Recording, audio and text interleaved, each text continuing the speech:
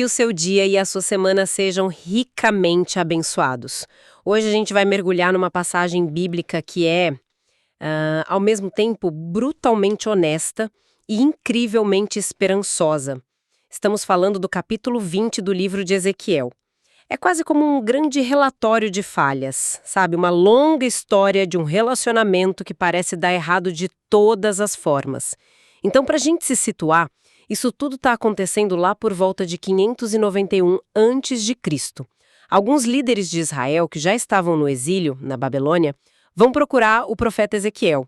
A ideia era consultar a Deus, talvez, sei lá, pedir uma direção, uma palavra de conforto. Só que a resposta que eles recebem, nossa, não é nada do que eles imaginavam. Exato. Em vez de uma resposta simples, tipo um sim ou não, Deus usa essa oportunidade para apresentar o que a gente poderia chamar de um histórico do caso. É uma retrospectiva completa da jornada de Israel desde o Egito. Mas o objetivo não é celebrar vitórias. Pelo contrário. É quase uma lavação de roupa suja, né? Totalmente. É para expor um padrão, uma teimosia na rebeldia e na idolatria. E ao fazer isso, ele acaba revelando algo muito mais profundo sobre a sua própria paciência e o porquê de ele nunca ter desistido de vez. Ok, então vamos desvendar isso.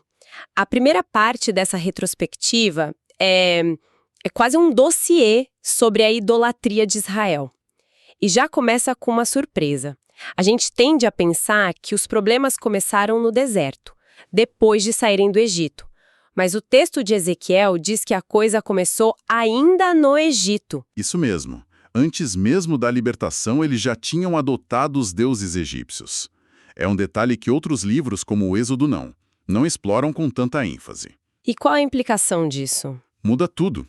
Porque, na perspectiva de Ezequiel, a própria escravidão no Egito não era só uma questão política, mas também uma forma de disciplina de Deus por causa dessa idolatria. Isso nos leva a uma conclusão, assim, bem chocante. A libertação do Egito não foi por merecimento.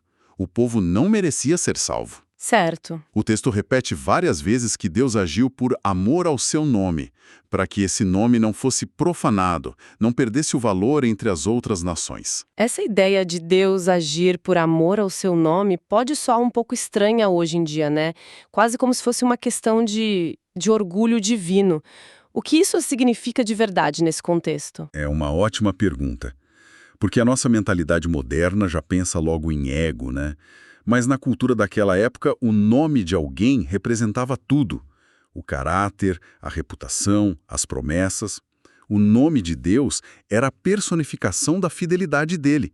Se ele fizesse uma promessa e depois abandonasse o povo, as outras nações poderiam dizer que ele era um Deus fraco ou mentiroso. Ah, entendi. Então, ao preservar o seu nome, Deus estava, na verdade, preservando a verdade sobre quem ele é, para todo mundo ver. Era uma questão de manter a integridade da sua identidade. Entendi. Não é sobre ego, é sobre o caráter dele. E esse padrão se repete, né? Eles saem do Egito, mas parece que o Egito não saiu deles. O mesmo problema viaja junto na bagagem para o deserto. Exatamente. Mesmo depois de receberem a lei no Sinai, com mandamentos super claros contra outros deuses, a primeira geração transgride. E, de novo, Deus os poupa, pelo mesmo motivo. É um ciclo muito bem definido que estrutura o capítulo todo. Primeiro, Deus oferece a aliança e as leis como um presente, um caminho de vida. Certo. Segundo, o povo se rebela, rejeita a oferta e prefere os ídolos. Terceiro, a justiça divina se prepara para agir. E aí, em quarto lugar, a misericórdia intervém. Não por causa do povo. Mas por causa do propósito maior de Deus, ligado ao seu nome. Exato. Esse ciclo é a espinha dorsal de todo o argumento. E o mais impressionante é que a geração seguinte também não aprende. Os filhos daqueles que morreram no deserto por desobediência, eles seguem exatamente o mesmo roteiro. Um dos materiais que a gente usou para essa análise até cita uma acusação de outro profeta, Amós, que se encaixa perfeitamente aqui. A acusação é: vocês carregaram o seu rei Sicute, e que imagens dos deuses astrais que fizeram para vocês mesmos. Sicute e Kium. Esses nomes, imagino, não são nada familiares para a maioria das pessoas. Que tipo de deuses eram esses? Boa pergunta. Eram divindades da Mesopotâmia.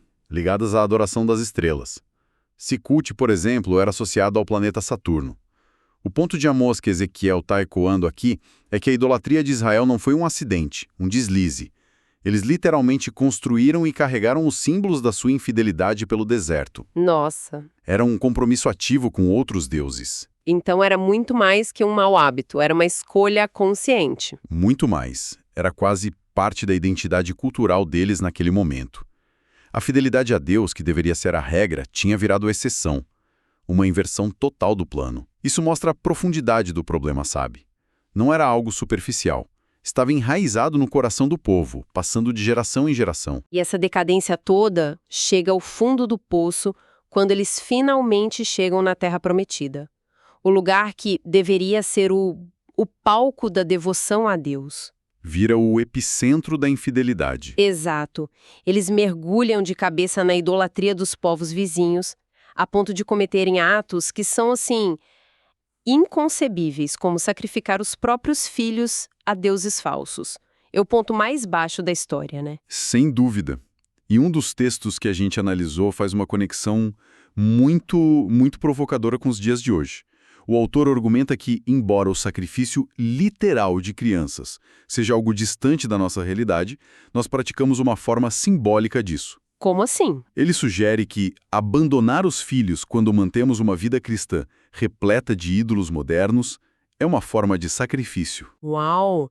Essa ideia de ídolos modernos é forte, mas pode parecer um pouco abstrata.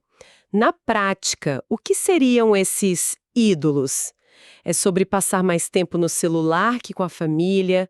Priorizar o trabalho acima de tudo? Exatamente isso. O ponto central não é o objeto, mas o que ocupa o altar do nosso coração, do nosso tempo.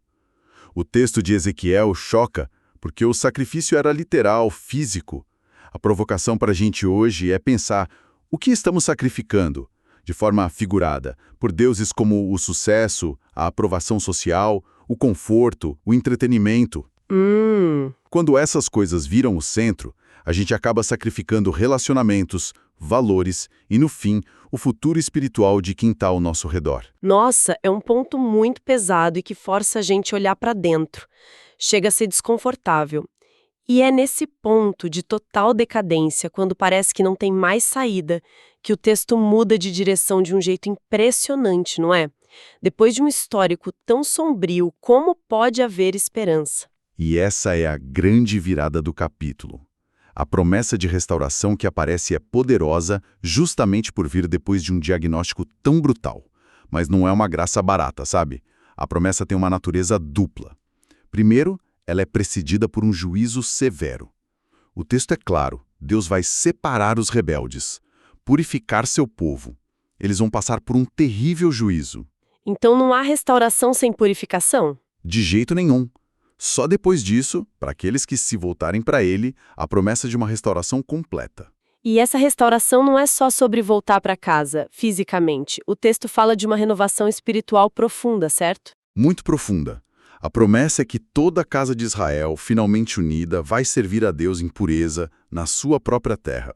E aí sim, nesse estado de pureza, as ofertas deles voltam a ser aceitas. Se a gente conectar isso ao quadro geral, a motivação de Deus para restaurar é a mesma de antes, né? É exatamente a mesma. Ele age por amor ao seu nome. E em nenhum momento a salvação ou a restauração se baseiam no mérito do povo. É tudo sobre a fidelidade e a santidade de Deus. E tem um detalhe crucial. O povo restaurado viverá com uma memória constante dos seus erros. Não para sentir culpa, mas para gerar uma humildade profunda, um sentimento de gratidão por uma graça que eles não mereciam. Entendi. Chegamos então na parte final do capítulo, que é bem enigmática, o tom muda de novo e Deus manda Ezequiel profetizar contra a floresta do Negueb. É uma imagem bem específica e que parece meio fora de contexto depois de tudo isso. Parece, né? Mas a simbologia é direta e poderosa. O material que a gente usou de base ajuda a decodificar isso. A floresta do Negueb, uma região ao sul de onde Ezequiel estava, é uma metáfora. Uma metáfora para quê? Para a terra de Israel. As árvores, tanto as verdes quanto as secas, representam todos os habitantes, justos e ímpios. E o fogo que consome tudo, um fogo que ninguém consegue apagar. É a imagem do juízo inevitável de Deus. Perfeito. A mensagem é que o juízo seria abrangente e ninguém escaparia. E a reação do povo a essa profecia tão visual, tão forte, eles simplesmente ignoram. Dizem, ele não está apenas contando parábolas? Fico pensando, era ignorância genuína ou eles estavam se fazendo de desentendidos? Essa é a pergunta de $1 milhão. E o texto sugere que era a segunda opção. Uma das fontes que a gente consultou tem uma tabela comparativa genial entre esse capítulo, o 20, e o capítulo seguinte, o 21. Ah, é? Fica muito claro que Deus, meio que prevendo essa desculpa, decide eliminar qualquer ambiguidade. Como assim? É quase uma tradução simultânea. No capítulo 20, a ordem simbólica é pregar contra o sul, contra a floresta do Negueb. Certo. No capítulo 21, a ordem se torna literal e explícita. Vire o rosto contra Jerusalém e profetize contra Israel. Nossa, direto assim? Muito. A metáfora do fogo que consumiria todas as árvores se torna a imagem da espada de Deus que vai eliminar tanto o justo quanto o ímpio. A mensagem, que era poética, se torna inegável, cortante. Deus basicamente diz, vocês acham que é só uma parábola, então vou desenhar para vocês. Isso revela muito da nossa tendência humana de usar a complexidade como desculpa para não obedecer. Que jornada intensa por este capítulo. A gente começa com um olhar quase brutal sobre a infidelidade de Israel, um ciclo de rebeldia que parece não ter fim. A gente se pergunta por que Deus simplesmente não desistiu. Mas a narrativa responde. A persistência dele não se baseava no desempenho do povo, mas na fidelidade ao seu próprio caráter. A história não termina no desespero, mas equilibra um juízo inevitável com uma promessa gloriosa de restauração, totalmente fundamentada na graça de Deus. Exatamente. E isso nos deixa com uma reflexão final.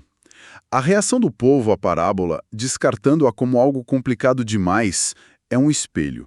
Ela força a gente a fazer uma pergunta muito pessoal.